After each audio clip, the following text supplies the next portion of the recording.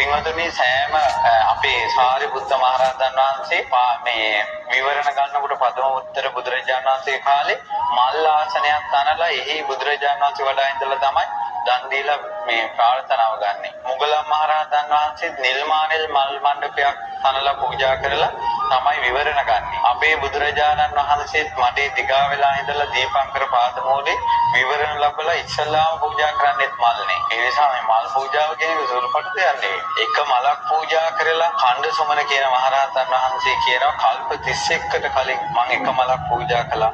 ඒ මල පූජා කරපු පින්බලෙන් කල්ප 31ක් සතර අපායට වැටුන්නේ නැහැ. මම දැන් මේ ගෞතම බුද්ධ ශාසනයේ ඉතිරි පිනෙන් තමයි රහත් උනේ කියනවා. මලක් උනත් පූජා කරනකොට පහන් සිතින් පූජා කරන්න පින්වත්. ඉතින් එක රහතන් වහන්සේ නමක් කියනවා මම චෛත්‍ය පූජාවට ගිහිල්ලා තමන්ගේ ස්වාමියා අතින් ඒ කියන්නේ ප්‍රධානියද මෙයා 16 මල් කූඩේ මෙයා අරන් යනකොට මලක් බිම වැටුණා. ඉතින් ස්වාමී මලක් බිම වැටුණා. එනයි කුඹ පූජා කරපන් කිව්වා. ආය වාද විවාද මොකොත් නෑ. අර කූඩේ පැත්තකින් තියලා අර බිම වැටිච්ච මල පහන් සිතින් පූජා කළා. ඒ පිනෙන් අපේ බුද්ධ ශාසනය අරහත්ත්වයටපත් වුණා. පුදුම සහගතයි. මල් පූජාව කියන එක සුළු දෙයක් කියලා හිතන්න එපා. මල් පූජාවකට ගරහන්නත් එපා. එක එක්කෙනා එක එක විදිහට මල් පූජා කරලා තියෙනවානේ. දැන් බලන්න අපේ රුවන්වැලි මහසෑය සම්පූර්ණයෙන්ම කල්ක අතුරලා සමම් මල් ගහලා තියෙනවානේ මුළු රුවන්වැලි සෑයෙම මල් ඔටුන්නක් වගේ.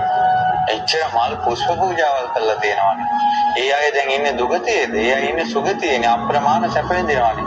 ඒ අය ඉන්නේ බුද්ධ ශාසනය පිහිට ලබන අය. මේ බලන්න කාශ්‍යප බුද්ධ ශාසනය මල් පූජා කරලා තියෙන්නේ. අද දෙව්ලෝ තාම සැප විඳිනවා. අපේ මිනිස්සු කොච්චරනම් මල් පූජා කරනවද? ඒකට එහෙනම් මේ මිනිස්සුන්ගේ ඇයි මේ දෝමනස්සේ කිසි සතුටක් නැහැ. මලක් පූජා කරනකොටත් ඔයේ පූජා කරනවා. කඩේකට මලක් ගන්න ගියත් තේවල් කරනවා ගණන් වැඩි පොඩක් අඩු කරන්න අරකයි මේකයි කියලා. මලක් ගන්න ගියාට පස්සේ කේවල් කරනවා ඕක ගණන් වැඩි අරක වැඩි මේක වැඩි කියලා. සුපර් මාකට් එකට හරි පොස් සිටි එකට හරි ගිහිල්ලා බඩු ගන්නකොට ඒ වගේ කේවල් කිරිල්ලක් නැහැ. මොකක්ද ඒකේ බිලේ ගහලා තියෙන්නේ ඒක දීලා එනවා.